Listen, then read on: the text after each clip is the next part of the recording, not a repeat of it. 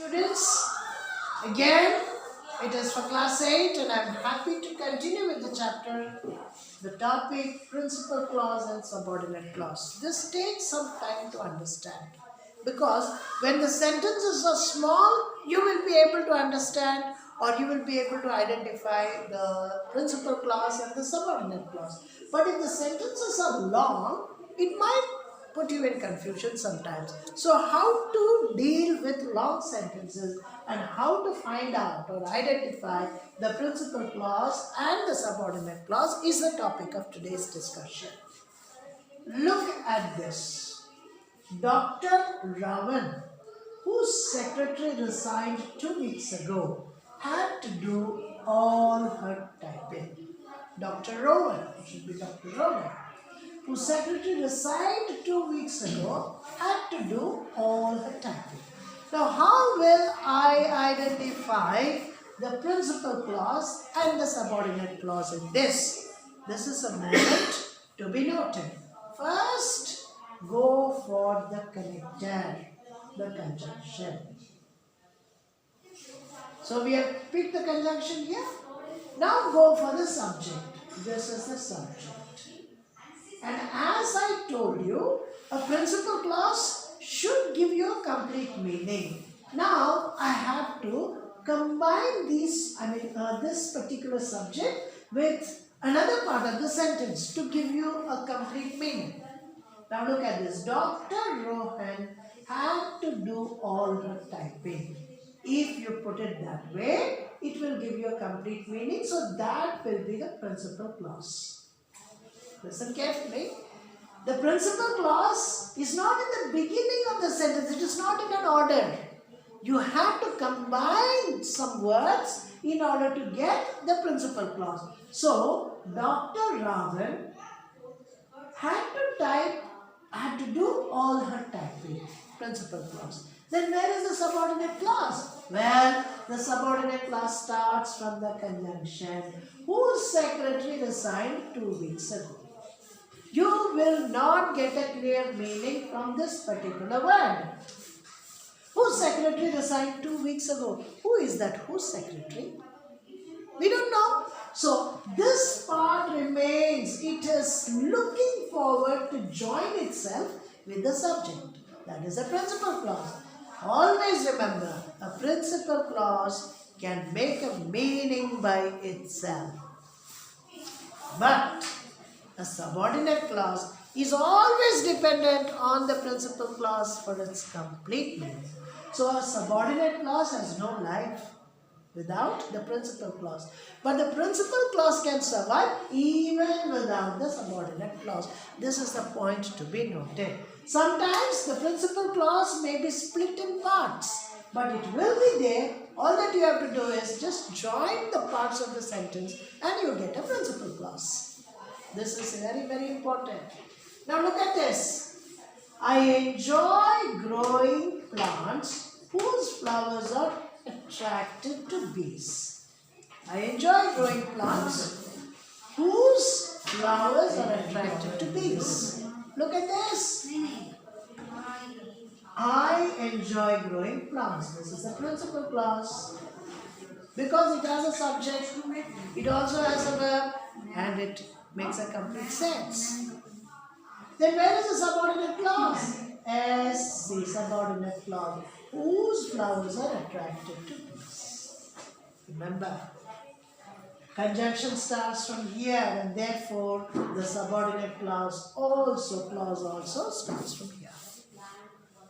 Look at the third sentence. Children whose diet contains high levels of protein do well in the examination.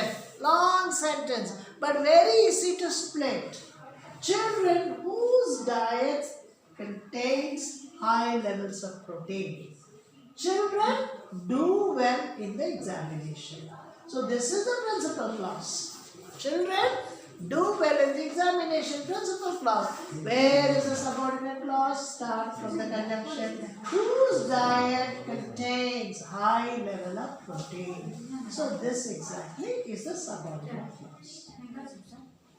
So principal clauses, children do well in the examination, and subordinate clause, whose bag contains high levels. So when the sentences are long, you have to read them twice, if not thrice, and then put the words together to bring the principal clause and the subordinate clause. Right? Now, which are the conjunctions? There are many conjunctions. Subordinate conjunctions are there and coordinate conjunctions are also there. Subordinating and coordinating. Look, I have mixed all these conjunctions together. But remember, who, whose, whom, whoever, whichever, because, as, so that, so as to, unless. These conjunctions are often used to make subordinate clauses. For example, who? A teacher is one who teaches. So where is the principal clause? A teacher teaches. That is the principal clause. Then where is the subordinate clause? Is one who. As a subordinate clause. Second, whose? A lexicographer is a person whose job is to write dictionaries. We have dictionaries, right? And who compiles a dictionary? A lexicographer compiles the dictionary. So look at this. A lexicographer is a person whose job is to write dictionaries. A lexicographer is a person. It gives you meaning. So that is the principal clause. Then where is the subordinate clause? Whose job is to write dictionaries. So that is how it is done. He is absent because he is ill. Sorry, whom? The man whom you met in the bank is my friend. The man is my friend. Principal clause. Then where is the subordinate clause? Whom you met in the bank. This is the subordinate clause. Because whom is a conjunction and it starts from here.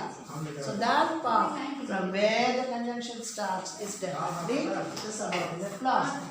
Coming to the next conjunction, because. He is absent because he is ill. He is ill. He is ill. This is a principal clause. He is absent. This is a principal clause. He is absent. And what is the subordinate clause? Because he is ill.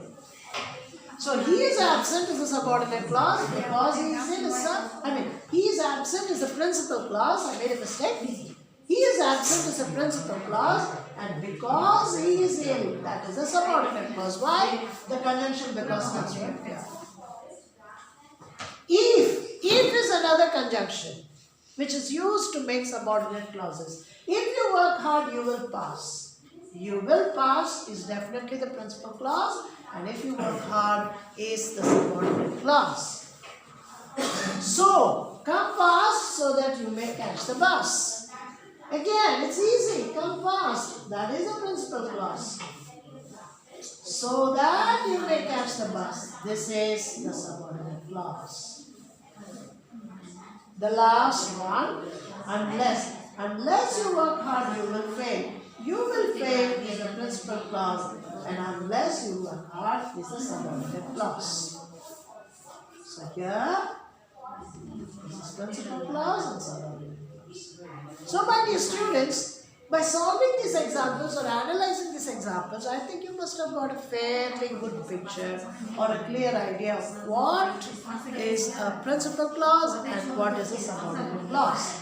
Remember, the conjunctions play a very important role as far as the principal clause and the subordinate clause are concerned. And the conjunctions always go before the subordinate clause.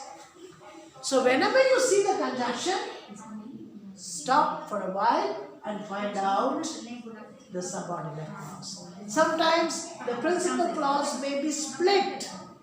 So you have to put the words together in order to make the principal clause. Is that clear? I hope it is clear to you.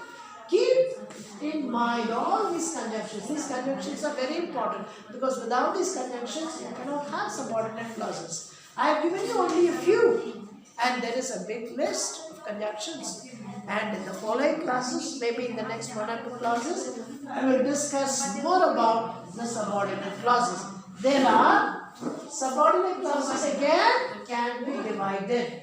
They can be divided into noun clause, adjective clause, and adverb clause. We will be discussing these 3 clauses in the forthcoming classes. Till then, watch this video, try to understand what the teacher is explaining, find out the conjunction in each sentence and group the words so that you will be able to frame a principal clause and a subordinate clause. Mind you, a subordinate clause will never have a complete meaning by itself, but a principal clause will definitely give you a clear meaning.